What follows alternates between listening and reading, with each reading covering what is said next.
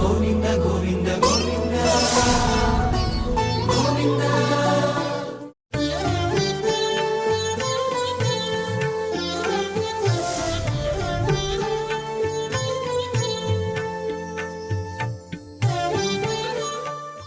ఓం నమో వెంకటేశాయ.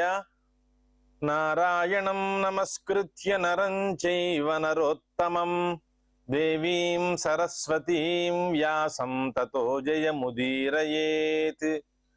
మహాభారతాంతర్గతంగా ఉద్యోగ పర్వ అనే అంశాన్ని మనం అధ్యయనం చేసుకుంటూ ఉన్నాం. అందులో భాగంగా 11వ అధ్యాయం చివరిలో ఉన్నాం ఇప్పుడు మనం.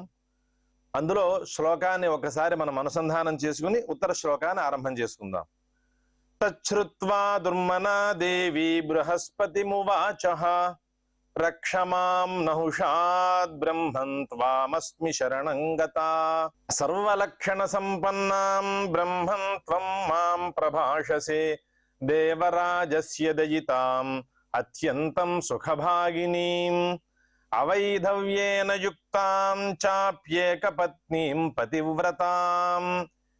ఇన్ని మాటలని బృహస్పతి ఇంద్రాణితో చెబుతూ ఉన్నాడు ఆయన. అవైధవ్యేన యుక్తాం చాప్యేకపత్నీం పతివ్రతాం. ఇక్కడ అవైధవ్యేన యుక్త అనే ఒక మాటను వాడారు బృహస్పతి గారు. ఆ మాటకి వేదంలో ఉన్నటువంటి ఒక మంత్రము దీనికి మూలంగా మనకి గ్రహించవలసి ఉన్నది. ఇక్కడ ఏ విధంగా అంటే, ఒక కర్మలో అంటే దర్శ పూర్ణమాస కర్మలు అనేటటువంటి ఒక కర్మలు ఉన్నాయి. అంటే దర్శ అంటే అమావాస్య నిమిత్తంగా చేసేటటువంటి కర్మ, అలాగే పూర్ణమాసి అంటే పౌర్ణమాస్య నిమిత్తంగా చేసేటటువంటి కర్మ.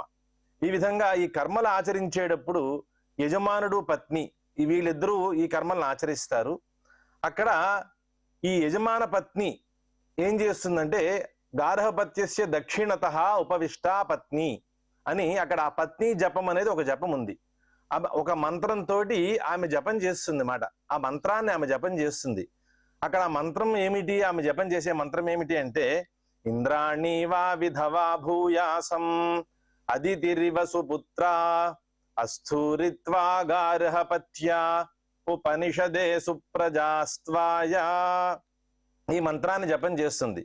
అంటే గార్హపత్యానికి దక్షిణ భాగంలో కూర్చుని ఈమె జపం చేస్తుంది మనం చెప్పుకున్నాం. అసలు ఈ గార్హపత్యం అన్న మాటకి అర్థం ఏమిటి అని ఒకసారి మనం ఆలోచన చేయాల్సి ఉంది. కాబట్టి ఈ గార్హపత్యం అనే శబ్దంతో పిలవబడేది అగ్ని.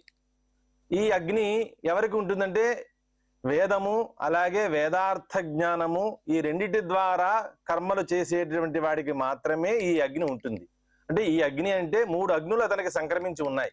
వేదం చెప్పిన మార్గంలో అతనికి 3 అగ్నులు సిద్ధమవుతాయి. ఈ 3 అగ్నులను కూడా మరణ పర్యంతం ఇతను రక్షించుకోవాలి. ఇతను రక్షించడం అంటే యజమానుడు రక్షించాలి, యజమాన పత్ని రక్షించాలి. ఈ విధంగా వాళ్ళు ఈ దర్శ అంటే అమావాస్య నాడు పూర్ణమాస నాడు చేసేటటువంటి కర్మలు ఏవైతే ఉన్నాయో ఆ కర్మాంగంగా చేసేటటువంటి ఈ మంత్ర జపం ఏదైతే ఉందో, పత్ని ఈ జపం చేయాలనుకున్నాం కదా, ఈ గార్హపత్య అగ్ని అనే అగ్నికి దక్షిణ భాగంలో కూర్చుని పత్ని ఈ మంత్రాన్ని జపం చేస్తుంది. ఇంద్రాణి వా విధవా భూయాసం అదితిరివ సుపుత్ర అస్థూరిత్వా గార్హపత్యా ఉపనిషదే సుప్రజాస్త్వాయ. హే గార్హపత్యాగ్నే, అక్కడే కదా కూర్చుంది ఆవిడ. అంటే ఆ గార్హపత్యాగ్ని ప్రార్థన చేస్తోంది ఈమె ఈ మంత్రం ద్వారా. ఇంద్రాణి వా అవిధవా భూయాసం. ఇంద్రాణి అంటే ఇంద్రస్య పత్ని ఇంద్రాణి ఎలాగైతే ఆమె అవిధవా అంటే వైధవ్య రహిత, ఆమెకి ఏమాత్రము వైధవ్యము లేకుండా ఉందో, తద్వత్ నేను కూడా యావజ్జీవం అవిధవా భూయాసం అంటే వైధవ్యం నాకు ఉండకుండా ఉండుగాక. అంటే ఎలా సంక్రమిస్తుంది అంటే, ఈ మాటకి అర్థం ఏమిటి అంటే, ఏ రకమైన పాపాదుల ద్వారా గాని ఏ రకంగా అకాల మరణం అనేది నాకు సంభవించకూడదు. అంటే తద్వారా ఆమెకు అవైధవ్యం అంటే ఏమిటంటే భర్తకి ఎటువంటి హాని కలగకూడదు. తద్వారా నాకు ఈ సమస్త పాపక్షయం అవ్వాలి. అకాల మరణం అనేది ఈ మంత్రానుష్ఠానం ద్వారా అకాల మరణం అనేది నాకు సంక్రమించకూడదు నా భర్తకి. తద్వారా నేను అవైధవ్య అంటే అవిధవా భూయాసం వైధవ్య దోషాన్ని నేను పొందకుండా ఉండుగాక అని ఈ మంత్రం ద్వారా ఆ గార్హపత్యాగ్ని ఉద్దేశిస్తూ ప్రార్థన చేస్తుంది ఈ మంత్రం ద్వారా.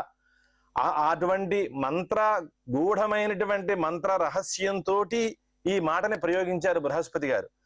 అవైధవ్యేన యుక్తాంచాప్యేకపత్నీం పతివ్రతాం అన్న మాటకి అర్థం ఈ మూలభూతమైనటువంటి శృతిని అనుసంధానం చేస్తూ ఇక్కడ ఈ వాక్యాన్ని ప్రయోగించారు. దానికోసం ఈ మాట చెప్పవలసి వచ్చింది, ఈ మంత్రాన్ని మీకు ఇలా చెప్పవలసి వచ్చింది. అనంతర శ్లోకాన్ని మనం పరిశీలిస్తే, ఉక్తవానసి మాం పూర్వం వృతాంతాం కురు వై గిరం నోక్త పూర్వం చ భగవన్ వృథా తే కించిదీశ్వర తస్మాదేతద్భవేత్ సత్యం త్వయోక్తం ద్విజసత్తమా.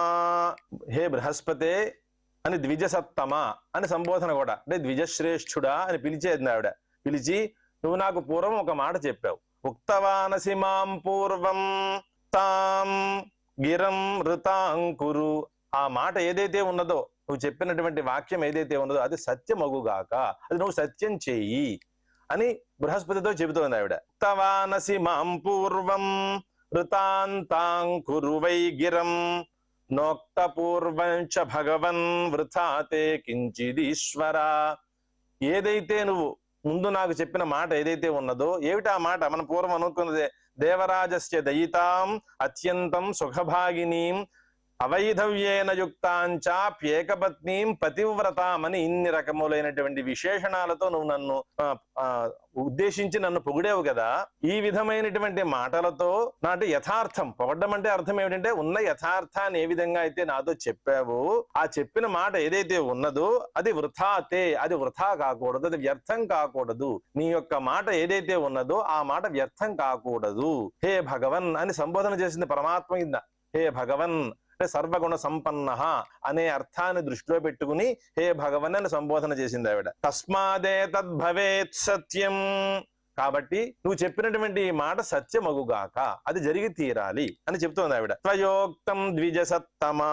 అనంతరం ఈమె చెప్పిన తర్వాత బృహస్పతి గారు ఈ విధంగా చెప్పేట శక్రాణితోటి, ఇంద్రపత్నితోటి. బృహస్పతిరథోవాచ చక్రాణీం భయమోహితాం యదుక్తాసి మయా దేవి సత్యం తద్భవితా ధ్రువం. బృహస్పతిరథోవాచ శక్రాణీం భయమోహితాం యదుక్తాసి మయా దేవి సత్యం తద్భవితా ధ్రువం. బృహస్పతి గారు చెప్తున్నాడు, చక్రాణీం భయమోహితాం, ఆమె చాలా భయంతో కంపనమై ఉన్నది, ఆవిడ కంపించిపోతూ ఉన్నది భయంతో. ఆ విధంగా ఉన్నటువంటి శక్రాణి అంటే ఇంద్రపత్ని ఆమె శచీదేవి, యదుక్తాసి మయాదేవి, నేను ఏదైతే చెప్పానో నీతో పూర్వము, ఏ మాటలైతే ఏ వచనములైతే నిన్ను ఉద్దేశించి నేను చెప్పానో ఆ మాటలన్నీ సత్యమే. తత్ భవితా ధ్రువం, అది నిశ్చలముగానే ఉంటుంది ఆ సత్యము, ఆ నిజము ఎప్పటికీ కదలదు. నేను చెప్పిన మాట యథార్థముగా అది సత్యమే, సత్యస్వరూపమే అని చెప్తున్నారు ఆయన. ద్రక్ష్యసే దేవరాజానం ఇంద్రం శీఘ్రమిహ ఆగతం నభేతవ్యం చ నహుషాత్ సత్యమే తద్బ్రవీమి తే. ద్రక్ష్యసే దేవరాజానం శీఘ్రమిహ ఆగతం నభేతవ్యం చ నహుషాత్ సత్యమే తద్బ్రవీమి తే. సమానయిష్యే శక్రేణ న చిరాద్భవతీం అహం.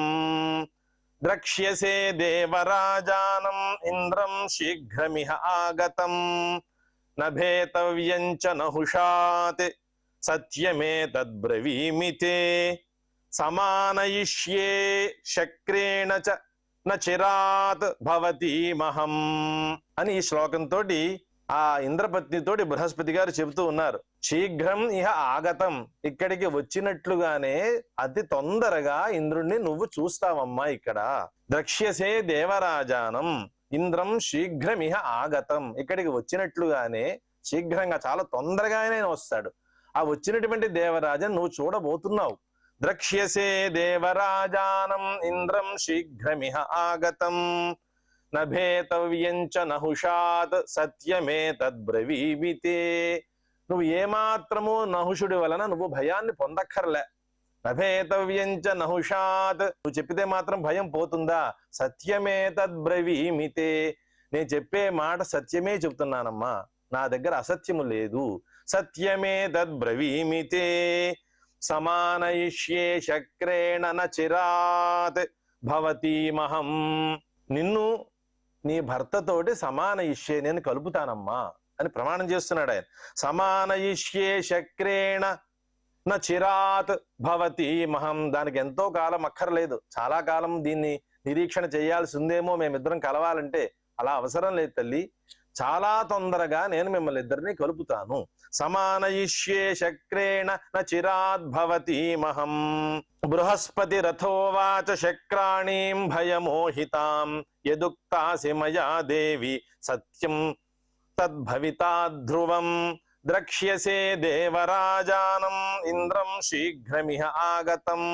నభేతవ్యం నహుషాత్ నభేతవ్యం చ నహుషాత్ సత్యమే తద్బ్రవీమి తే. సమానయిష్యే శక్రేణ న చిరాత్ భవతీమహం. ఇది శ్రీ మహాభారతే ఉద్యోగ పర్వణి సేనోద్యోగ పర్వణి ఇంద్రాణీ భయే ఏకోదశోऽధ్యాయః.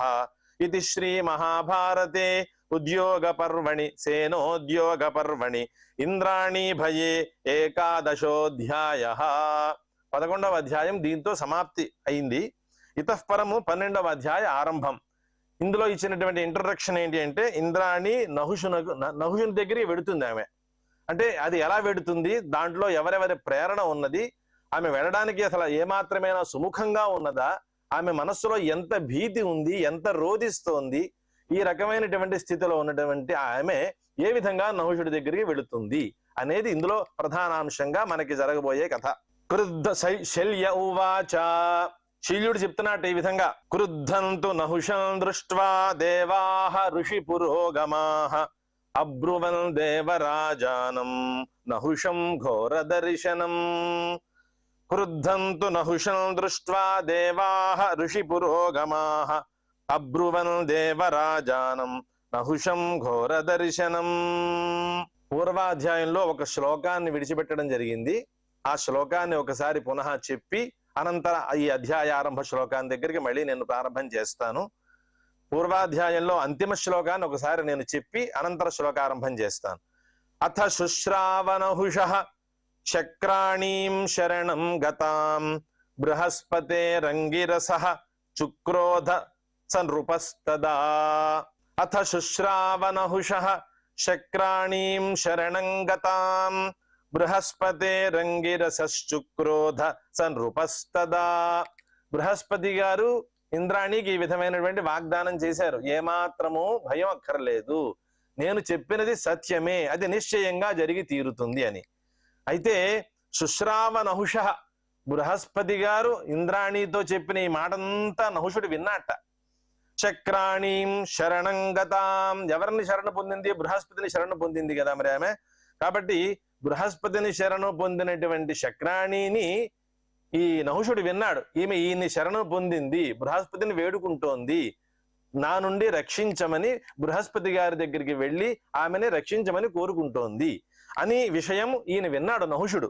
అథ శుశ్రావనహుషః శక్రాణీం శరణం గతాం బృహస్పతేరంగిరసశ్చుక్రోధ స నృపస్తదా. వెంటనే ఏమైంది? విపరీతమైనటువంటి కోపాన్ని పొందేట ఆయన, రాజు కదా కాబట్టి. చుక్రోధ స నృపస్తదా. అథ శుశ్రావనహుషః శక్రాణీం శరణం గతాం బృహస్పతేరంగిరసః చుక్రోధ స నృపస్తదా. ఇది శ్రీ మహాభారతే ఉద్యోగ పర్వణి సేనోద్యోగ పర్వణి ఇంద్రాణీ భయే ఏకాదశోऽధ్యాయః. ఇంతటితోటి ఏకాదశాధ్యాయం సమాప్తమయ్యింది. అనంతరం 12వ అధ్యాయ ఆరంభము. ఇందులో ప్రధాన ఇంట్రడక్షన్ ఏంటంటే, ఇంద్రాణి నహుషుని దగ్గరికి వెళ్ళుట అనేది ఇంట్రడక్షన్ గా ఇందులో ఈ వృత్తాంతం అంతా కూడా ఆరంభం అవ్వబోతూ ఉన్నది. శల్య ఉవాచ క్రుద్ధంతు నహుషం దృష్ట్వా దేవాః ఋషి పురోగమాః అబ్రువన్ దేవరాజానం నహుషం ఘోర దర్శనం. దేవాః ఋషి పురోగమాః, ఋషులందరినీ ఎదురుగుండా పెట్టుకుని వాళ్ళని ముందు పెట్టుకుని దేవతలంతా కూడా నహుషుడి దగ్గరికి వెళ్ళారు. ఆయన ఎలా ఉన్నాడు? క్రుద్ధంతు నహుషం దృష్ట్వా, చాలా క్రోధంతో ఉన్నట్టు ఆయన. అబ్రువన్ దేవరాజానం నహుషం ఘోర దర్శనం, ఘోరంగా కనిపిస్తూ ఉన్నాడు ఆయన. ఆ ఘోరమైనటువంటి చూపు ఉన్నటువంటి ఆ నహుషుడి దగ్గరికి వీళ్ళంతా వెళ్ళి ఇలా మాట్లాడారట. నహుషుడి దగ్గరికి ఋషి పురోగమాహ దేవాహ వీళ్ళంతా కూడా వెళ్ళి ఆ ఘోరమైనటువంటి చూపు ఉన్నటువంటి నహుషుడి దగ్గరికి వెళ్ళి ఈ విధంగా మాట్లాడారు. ఏం మాట్లాడారు అంటే, దేవరాజ జహి క్రోధం త్వయి క్రుద్ధే జగద్విభూ త్రస్తం సాసురగంధర్వం సకిన్నర మహోరగం. దేవరాజ జహి క్రోధం త్వయి క్రుద్ధే జగద్విభూ త్రస్తం సాసురగంధర్వం సకిన్నర మహోరగం.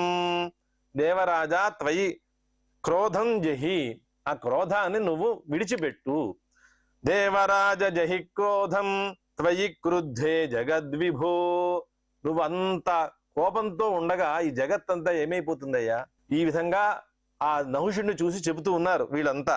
దేవరాజ జహి క్రోధం త్వయి క్రుద్ధే జగద్విభూ. హే విభో అని సంబోధన చేసి, వ్యాపకుడా సర్వత్ర దేవత అన్ని సర్వలోకములను వ్యాపించినటువంటి వాడా, నువ్వు క్రుద్ధుడై ఉన్నావు, నీ క్రోధాన్ని విడిచిపెట్టు. త్రస్తం సాసుర గంధర్వం. ఎందుకు నీ క్రోధాన్ని విడిచిపెట్టాలి అంటే, నీ భయంతో సమస్త లోకములు అసురులు గంధర్వులు కూడా భయంతో వణికిపోతూ ఉన్నారు. త్రస్తం సాసుర గంధర్వం. అసురులు గంధర్వులు కూడా అందరూ భయభ్రాంతులై ఉన్నారు.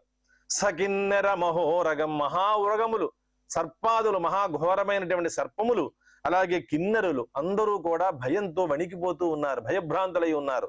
కాబట్టి నువ్వు జహి క్రోధం, క్రోధాన్ని విడిచిపెట్టు. అనంతరం జహి క్రోధమిమం సాధో నకుప్యంతి భవద్విధాః పరస్య పత్ని సా దేవి ప్రసీదస్వ సురేశ్వరా. జహి క్రోధమిమం సాధో నకుప్యంతి భవద్విధాః పరస్య పత్ని సా దేవి ప్రసీదస్వ సురేశ్వరా. సురాణం ఈశ్వర దేవేంద్ర అని సంబోధన చేస్తూ పిలుస్తూ, నువ్వు ఈ క్రోధాన్ని విడిచిపెట్టు.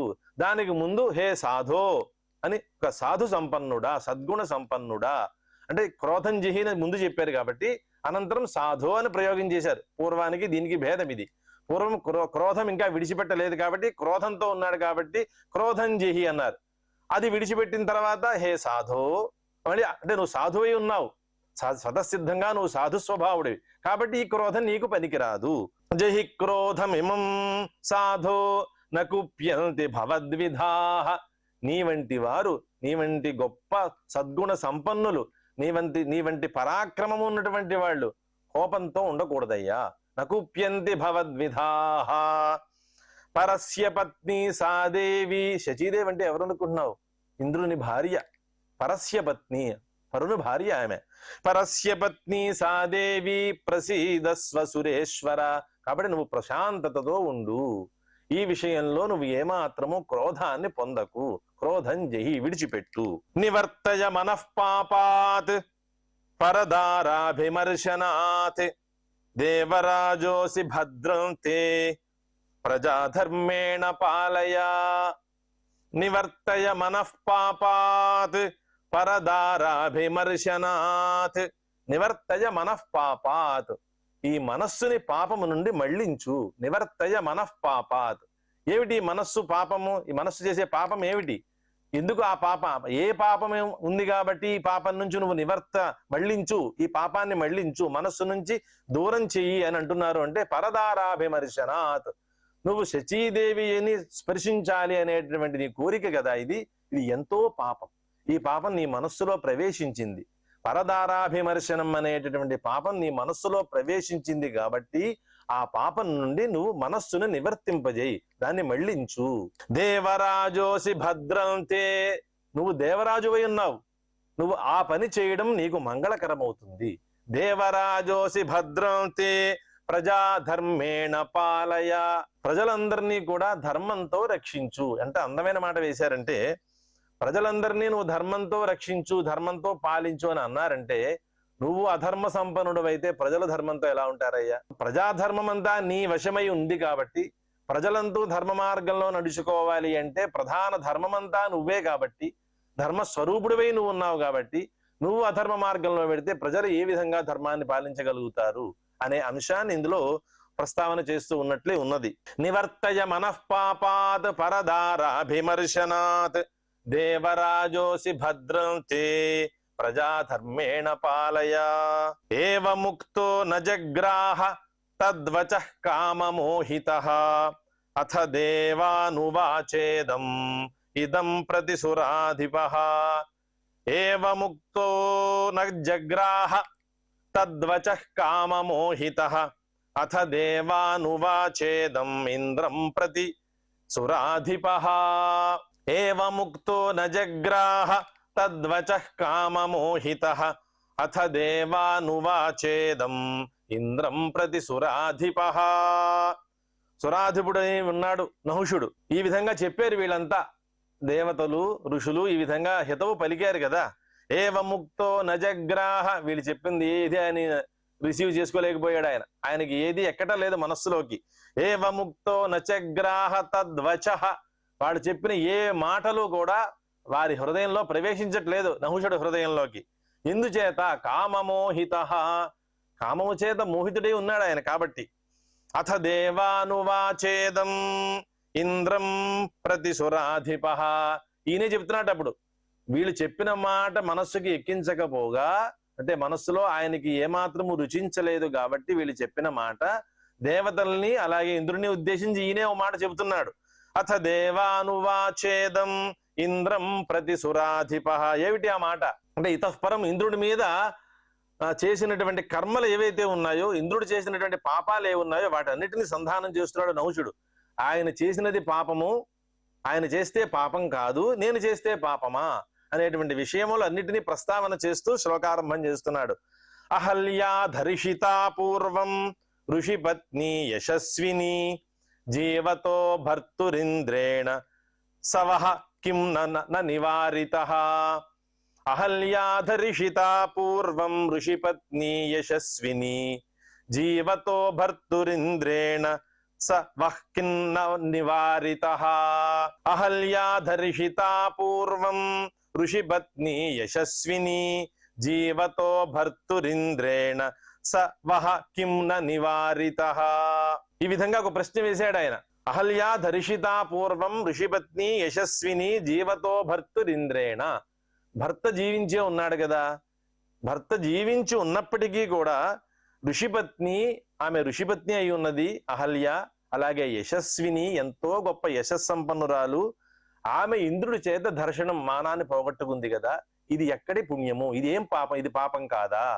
ఇప్పుడు ఈ ప్రశ్న మీరు అప్పుడు ఎందుకు వేయలేదు ఇంద్రుణ్ణి అని దేవతల్ని వీళ్ళందరినీ అడుగుతున్నాడు ఆయన. అహల్యా ధరిషితా పూర్వం ఋషిపత్ని యశస్విని జీవతో భర్తురింద్రేణ సవః కిం న నివారితః. మీరు ఎందుకు నివారించలేకపోయారు అప్పుడు ఆయన ఆ పని చేస్తుంటే? ఇప్పుడు నేను చేస్తుంటే మాత్రం మీరు ఎందుకు నివారిస్తున్నారు? అంటే ఆయన చేస్తే పాపము, నేను చేస్తే, ఆయన చేసిందైతే పాపం కాదు, నేను చేసేది పాపం అవుతుందా అనే అభిప్రాయంతో మాట్లాడుతున్నాడు ఆయన. అనంతరం మరొక శ్లోకం. బహూని చ నృశంసాని కృతానీంద్రేణ వై పురా వైధర్మ్యాణి ఉపధాశ్చైవ సవః కిం న నివారితః. బహూని చ నృశంసాని కృతానీంద్రేణ వై పురా వైధర్మ్యాణ్యుపధాశ్చైవ సవః కిం న నివారితః. ఏ విధంగా బహూని నృశంసాని, ఆయన నరాన్ని శంసంతి అంటే శంసనం అంటే హింసించడం మాట, ఎంతో మందిని హింసించాడు ఆయన. బహూని నృశంసాని కృతాని, ఎన్నో హింసలు చేశాడు ఆయన. పురా అంటే పూర్వం చేసిన వాడే కదా ఈ పనులన్నీ ఆయన. అలాగే వైధర్మ్యాన్ని, ధర్మ్యం అంటే ధర్మాత్ అనపేతం ధర్మ్యం, ఇది వైధర్మ్యం అంటే ధర్మం కూడనటువంటి, ధర్మం కాని దాన్ని చేశాడు ఆయన. వైధర్మ్యములన్నీ చేశాడు అంటే ధర్మము ఒప్పని పనులన్నీ చేశాడు. ఈ విధంగా ఉపధాశ్చైవ, ఈ ఉపధ అన్న మాటకి అర్థం ఏమిటంటే ధర్మ అర్థ కామ మోక్షై పరీక్ష ఉపధ అని రాస్తారు దీనికి. అంటే రాజులని వీడు ధర్మ విషయంలో ఎలా ఉన్నాడు, అర్థ విషయంలో ఎలా ఉన్నాడు, కామ విషయంలో ఎలా ఉన్నాడు, మోక్షాదుల విషయంలో ఎలా ఉన్నాడు అనే అంశములన్నీ కూడా పరీక్ష చేయడమే ఉపధ అనేది. మరి ఆ పరీక్షలన్నీ ఏమయ్యాయి ఇతని విషయంలో ఈయన పనులన్నీ చేసినప్పుడు అనే అభిప్రాయంతో అడుగుతున్నాడు ఆయన, నహుషుడు అడుగుతున్నాడు. వైధర్మ్యాణ్యుపధాశ్చైవ సవః కిం న నివారితః. అప్పుడు మీరు ఎందుకు నివారించలేకపోయారు ఈయన్ని అని ఈ ప్రశ్నలతోటి ఈ ప్రశ్నలతో సంధానం చేస్తున్నాడు వాళ్ళందరినీ. బహూని చ నృశంసాని కృతాని ఇంద్రేణ వైపురా వైధర్మ్యాణ్యుపధాశ్చైవ సవహ కిం న నివారితః. ఈ శ్లోకంతో ఇవాళ సమాప్తి చేసుకుందాం. రేపటి శ్లోకంతో మళ్ళీ ప్రారంభం చేసుకుందాం. శ్రియః కాంతాయ కళ్యాణ నిధయే నిధయేర్థినాం శ్రీ వెంకట నివాసాయ శ్రీనివాసాయ మంగళం.